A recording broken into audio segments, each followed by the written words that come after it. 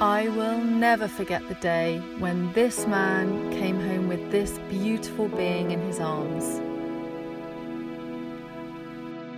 It was November 2016. Augusto and I had recently moved onto the land we'd bought earlier that year in the Uruguayan coastal town Punta del Diablo. I was at home one day on the land, whilst Augusto had gone into town that day. And as he was arriving home in the evening, he called out to me to close my eyes because he had a surprise for me.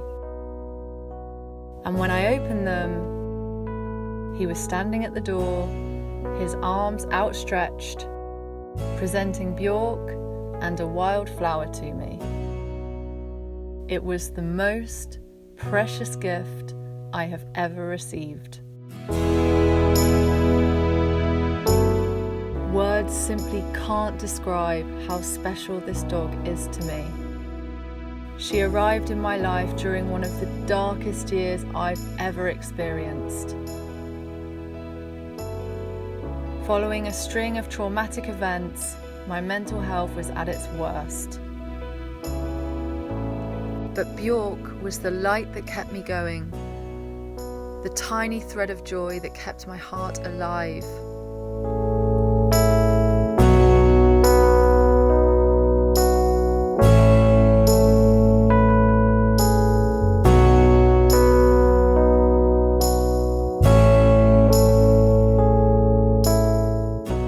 I needed to leave Uruguay, but I couldn't bear the thought of leaving Björk behind.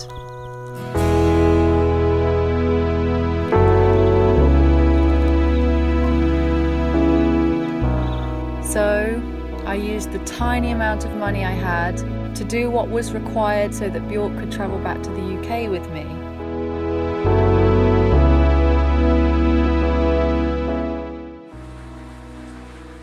Mira esto, Amy. Björk dando la teta a Marla.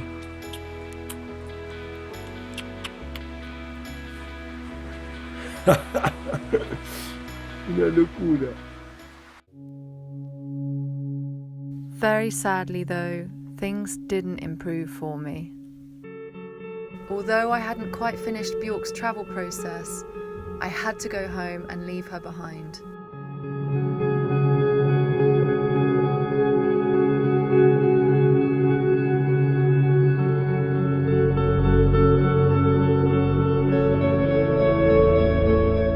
After arriving back in England in 2018, my mental health dramatically improved, and I was actually able to start rebuilding myself again.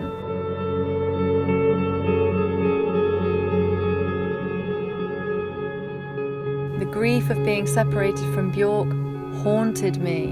I knew that I needed to let her go so that she could come back into my life again, but I just found this impossible. My heart was completely broken.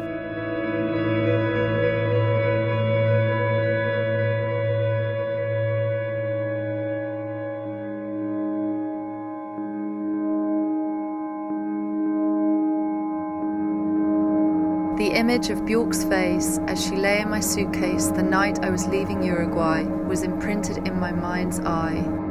I knew she shared my deep sadness, and that was what hurt the most.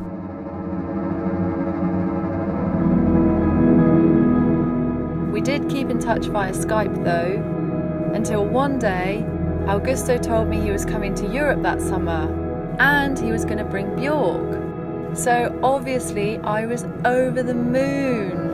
Augusto finished the long and complicated process of Björk's travel papers, and whilst they were flying over the Atlantic, I was driving from Glastonbury to Paris to meet them at the airport.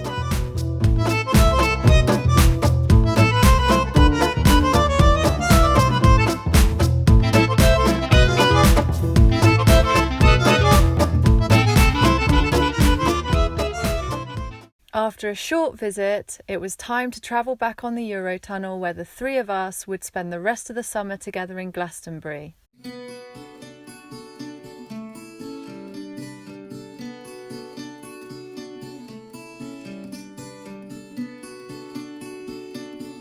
I really wanted Björk and Augusto to feel at home, so I took them to see some of England's glorious coastline.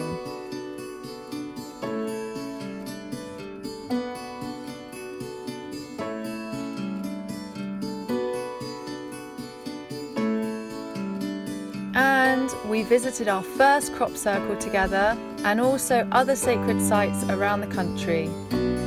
Sadly though, soon it was going to be Augusto's turn to say goodbye. His bond with Björk was just as strong as mine, and I knew the heartache that he was about to experience in making this huge sacrifice. But who knows what the future holds?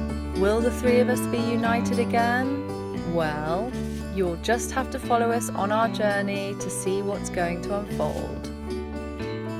Thank you so much for watching.